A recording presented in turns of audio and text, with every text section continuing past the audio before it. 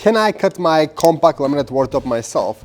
And what tools do I need to use to make that happen? To begin with, all you need to use is standard hardwood cutting tools. What I have right here is a Festool plunge saw, 1200 watts. That's the minimum I would usually recommend. And in terms of saw blade, I'm using again a standard hardwood cutting saw blade with 48 teeth. The only thing you need to be extremely careful about is just make sure it's sharp, okay? Don't use an old blade, just take a new one and it will get the job done perfectly.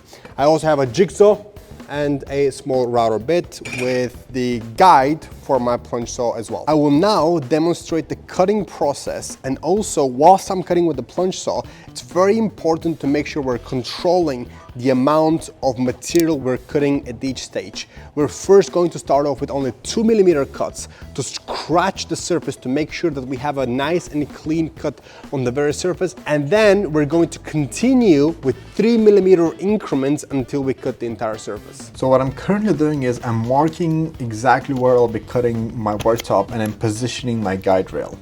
After I clamp the rail down and make sure it's ready to go, I set my plunge saw cut depth to 2mm and I begin my first cut.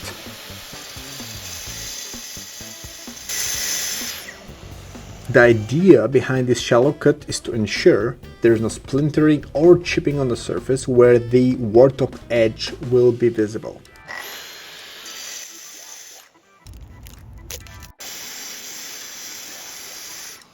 Şimdi artık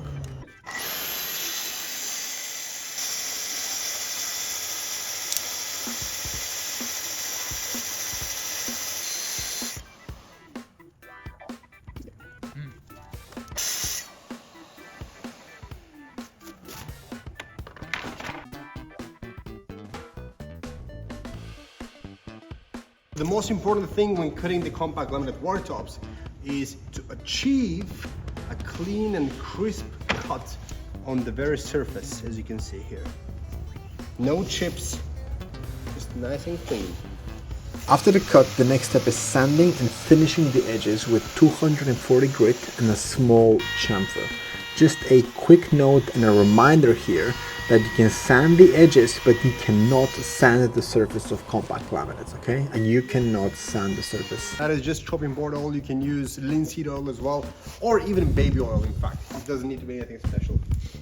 Just dip it in and let's go. Also, we get this question quite often: why do I need to oil the edges of my compact laminate worktops? Well, you only need to oil the edges after you finish polishing, sanding and beveling them to your liking, okay?